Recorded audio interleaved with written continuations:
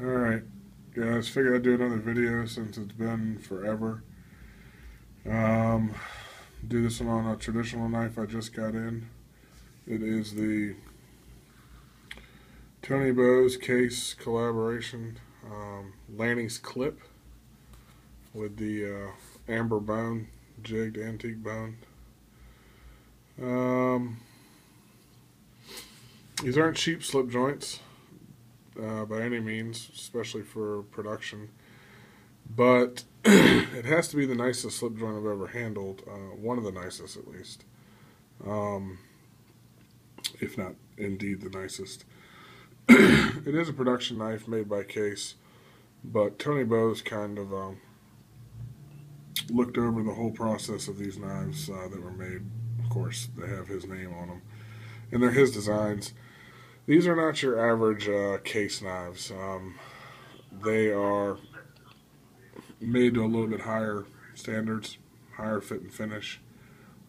It's not to say it's perfect. I'm a firm believer that nothing in this world is perfect. Well, no material object. I can pretty much find a flaw with anything, just about anything. And of course I've found flaws with this, but that does not by any means make it a bad knife. It is pretty incredible for what it is. So let's get started. Right off the bat, it's 154 cm blade steel. This side you've got an iPhone that won't focus. Case USA. No, it's not clear. No. USA, Tony Bose, serial number 154 cm. Let's start off with the negative. How about that?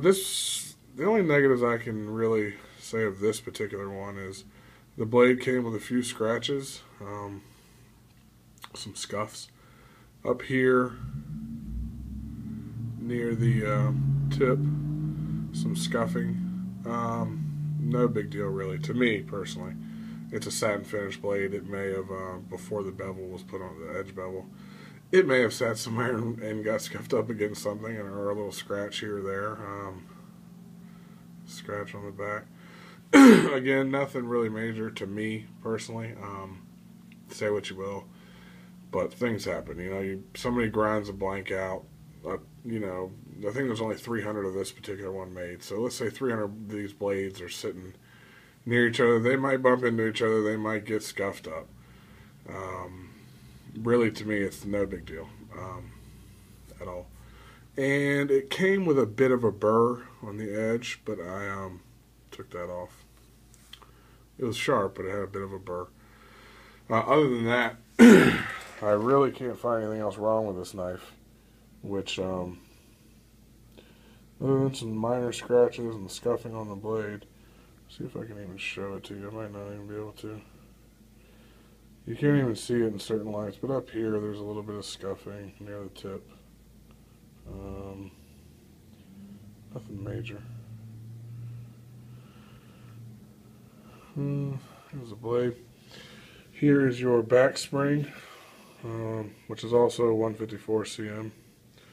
Here's where this knife really shines. Sorry.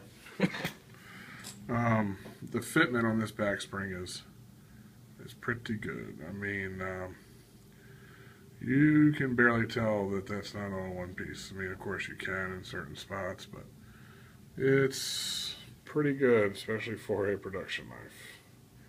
I've seen custom knives that aren't anywhere near this good. Of course, it's flush at the open. This knife does have a half stop that I will show you here in just a second. Fluted bolsters. I believe the bolsters are also 154 cm.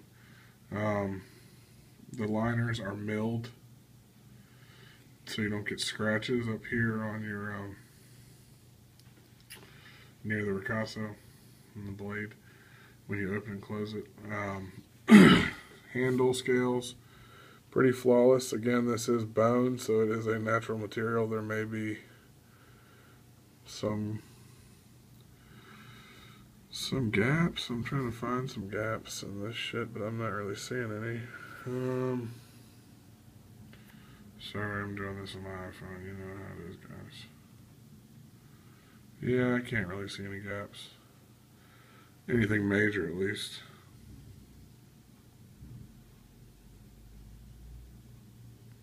Yeah, nothing. The inside of the knife is finished pretty nicely as well. Half stop. Let me try to do this without cutting off my finger. There's your half stop. Again, back spring. Of course, the light's not going to cooperate, but dead flush. Dead center. No blade play opened and no blade play closed. So there's no slop in this thing when it's closed. It's rock solid. And when it's open, it is incredibly solid. I can't even muscle any side to side out of this knife, which really surprised me because most slip joints, yes, even GECs, before somebody posts a comment, I can muscle some side to side, or at least flex it. Absolutely nothing on this. It's rock solid. I know a lot of people's case Tony Bose knives may not be that way. This one is. And I'm very happy about that. It's extremely solid. This is more solid than the last 3 Striders I've had. As far as side to side, of course, it moves up and down. It's a slip joint. The pull on this knife is probably it's probably a 7. Little teeny bit weaker than a GEC pull, which I actually prefer it to be a little bit weaker because a lot of GECs are really tight. By no means is it weak. Nice, firm walk and talk pull.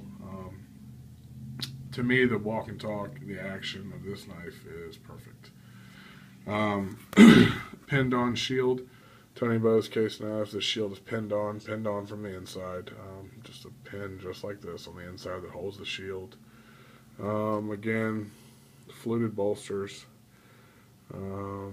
Amber chestnut bone, something like that. I think that's what they call it. Just beautiful. What else about this knife? Honestly, very, very, very impressed with it. Really impressed me. I didn't expect it to be as nice as it is because I've handled a lot of case knives, and we all know about that. But I guess with it being a Tony Bose collaboration and a little bit more expensive than your standard slip joint, these go anywhere from $275 to I've seen them up to $350. So I paid right around the $275, $280 mark, and for that I think it is a fantastic deal because I've handled custom slip joints from various makers. They were a fair bit more than this and had less features than this. No half stop, no fluted bolster, or no bolster at all. They weren't nearly this good as far as walk and talk, fit and finish, lock up. It's fantastic. This knife is able, you can pull this knife. If I had a tripod, I would show you that, but you don't have to nail it. You can just pull it right there from the spine. It'll come up and easily. There's no need to put your nail in it unless you want to. Just an absolutely beautiful slip joint. Again, other than the some small scuffing and a few scratches on the blade, which to me is no big deal. I get that on, I've had that on, just about every single knife I've ever bought has had some small scratches or scuffing directly from the factory, unless it was a Chris Reeve. Not saying Chris Reeves are perfect, because they're not, but they do a pretty good job of not scratching the blades during production. Other companies, you know, a few scratches here and there, it really doesn't bother me at all. It's going to get scratched when I cut the first piece of cardboard anyway, so it's going to get scratched bad too from that. But yeah, pretty cool knife. Let me open it up one more time, set the camera down, hold on. Like I said, you can just pinch it open. You do not have to use the nail nick. Let me wipe the blade off. I know you're sitting in the pitch dark. But that's it. There she blows. Very nice. Very nice knife. I've been enjoying it greatly. And this will be a carry knife for me because I just don't see a point in letting it sit in a safe with how nice of a knife it is.